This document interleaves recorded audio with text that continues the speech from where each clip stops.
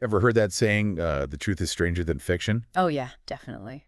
Well, get ready, because today we're diving into a case Okay. that'll have you wondering about everything you thought you knew about family justice and what some people will do to get what they want. Okay. You sent us a true crime podcast episode Right. about the murder of Dan Markel, a law professor at Florida State University. Yeah. And it is a wild ride. So what's so fascinating about this case is that it starts off pretty normal, like a divorce, but then it turns into this crazy conspiracy with a bunch of suspects and shady stuff. It's like a John Grisham novel. Totally. Yeah, and right away, you have this picture-perfect family living the good life in Florida. Right.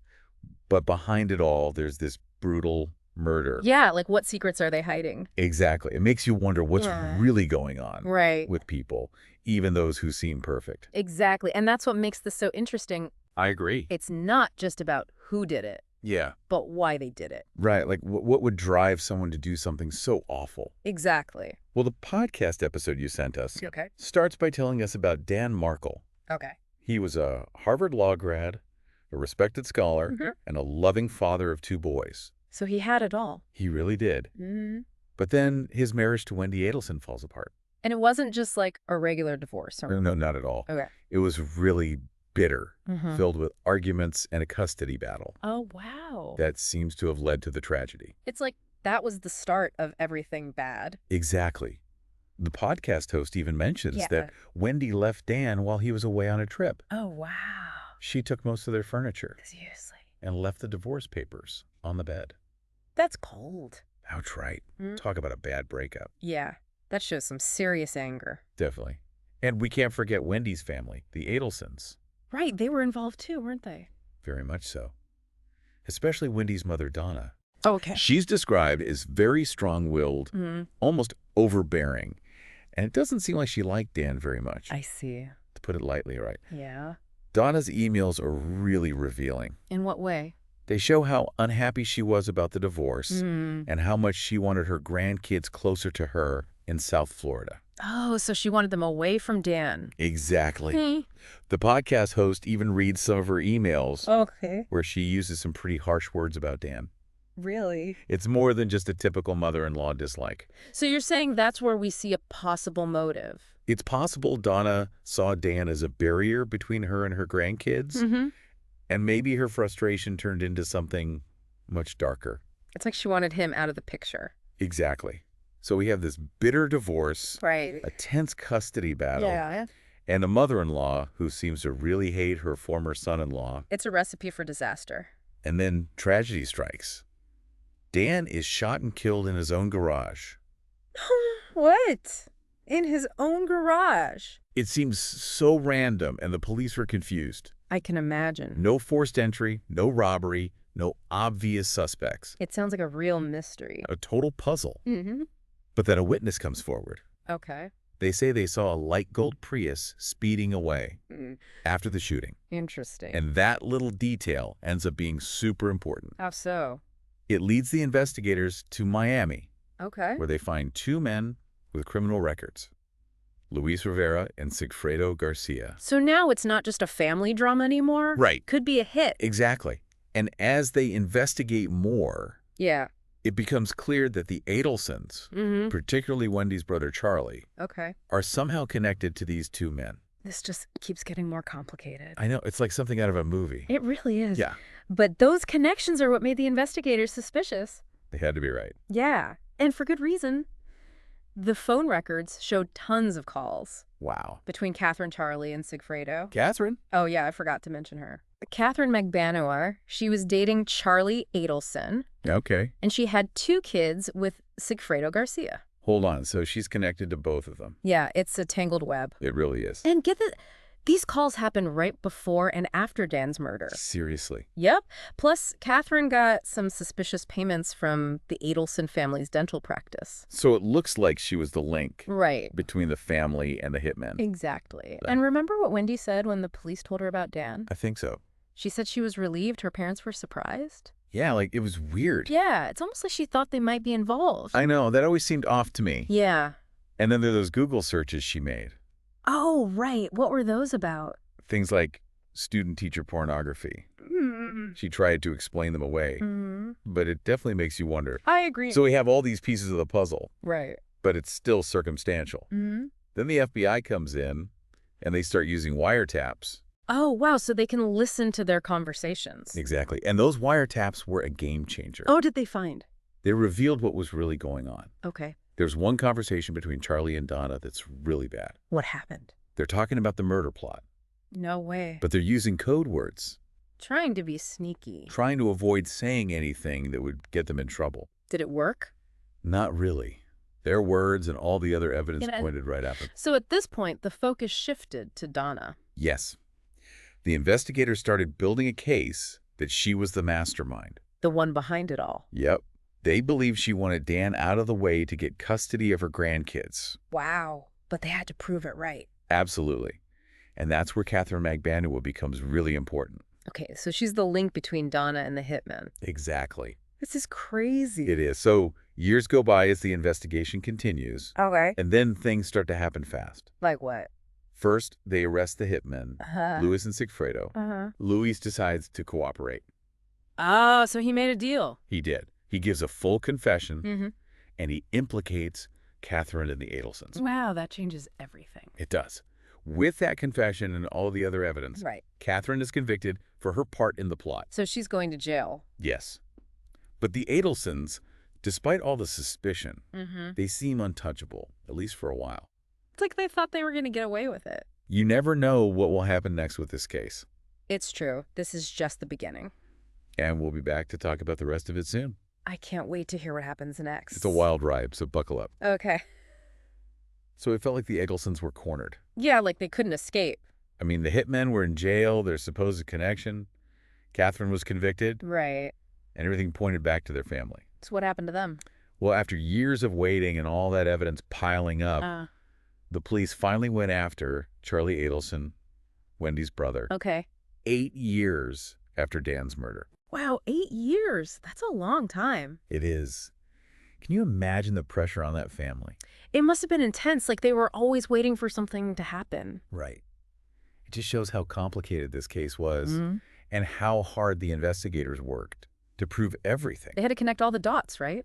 Exactly. They didn't just need to prove there was a murder, that everyone was in on it together. Yeah, like a conspiracy. And arresting Charlie Adelson was a huge step. So what was the evidence against him? The podcast host said it was a lot of stuff. Like what? Phone records, witness statements. Right. Those wiretaps. Right. And even an undercover FBI operation. What? Seriously? It's crazy. They staged a meeting with Donna. Donna? Yeah, remember Wendy's mother? Oh, yeah, okay. They pretended to run into her at a restaurant. Like a coincidence. Exactly. And they casually mentioned knowing about her family's involvement. Wow, that's smart. Like something right out of a movie. And Donna totally freaked out. Oh, I bet she did. What did she do? She immediately called Charlie to talk about it. And the FBI was listening, right? You got it. That call became key evidence. I can see why. What were they saying? They were using code words, talking about the murder and worrying about getting caught. So even though they tried to be careful, they messed up. Yep. The prosecution used all of that to say Charlie was his mother's fixer. Okay, what does that mean? They argued that Donna relied on Charlie to handle problems. And that in this case, the problem was Dan Markel. It's like she thought Charlie could make him disappear. Exactly. They said Donna wanted her grandkids all to herself. And she hated Dan. Right, and that she turned to Charlie to get rid of him. So what happened at Charlie's trial? Well, his defense was strange. Just so. He actually claimed that Catherine and Sigfredo were trying to blackmail him. What? Yeah, he said they were pretending to have killed Dan. To get money. Exactly. It seemed like a last-ditch effort to distance himself from the murder. Did it work? Not a chance. The jury heard all the evidence, and they found him guilty on all charges. Murder, conspiracy, the whole thing. Everything. Yeah. It was a huge win for the prosecution. And bad news for the Adelsons? Absolutely. But even with Charlie in jail, the story wasn't over. There was still more. Oh, yeah. The investigation continued. Okay. Everyone was wondering if they'd go after Donna. Right. And then, boom, Donna's arrested at the Miami airport, getting ready to board a flight to Vietnam. Vietnam? Why Vietnam? It felt like she was running away. I mean, it's far away. And Vietnam doesn't have an extradition treaty with the U.S. So she was trying to escape justice. It really seemed that way. Yeah. And get this, the podcast host said, what? Donna actually talked about her escape plan. No way. On a recorded jail call with Charlie. She talked about it on the phone. Yep.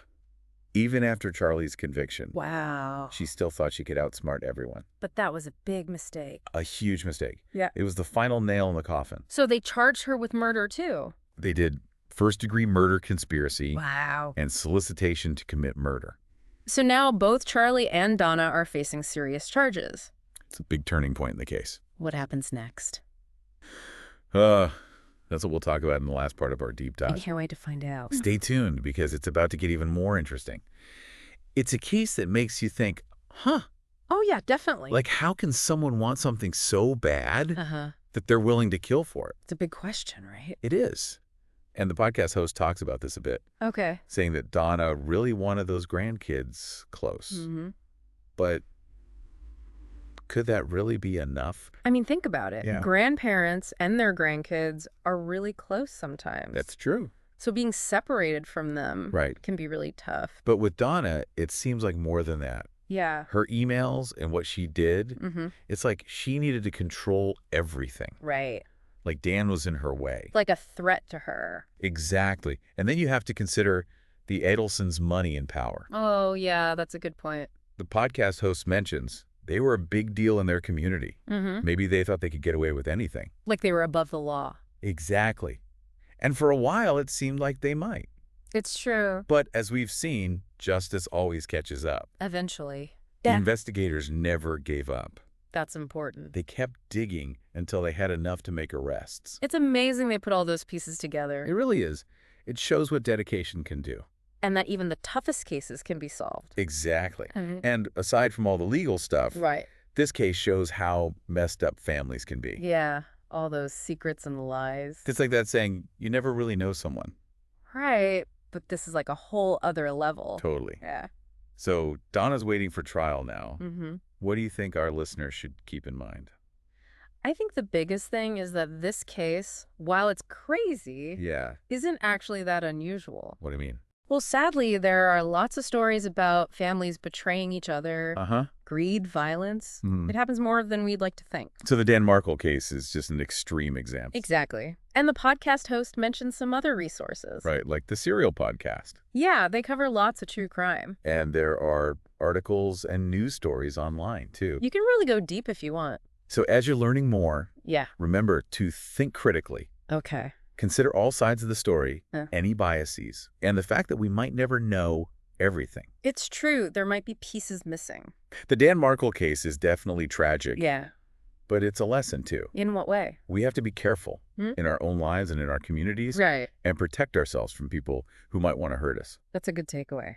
Well, this deep dive has been quite a journey. It has. Thanks to that podcast episode and your help. No problem. We've learned so much about this case. We went beyond the headlines. Exactly. And it's something I won't forget. It's a powerful story. It is. It makes you realize that sometimes the scariest things aren't in movies. Right. They're in real life. And sometimes they're closer than we think. That's a chilling thought. It is. Well, that's all the time we have for today. Thanks for joining us on this deep dive. It was my pleasure. And be sure to tune in next time for another fascinating case. I'll be here.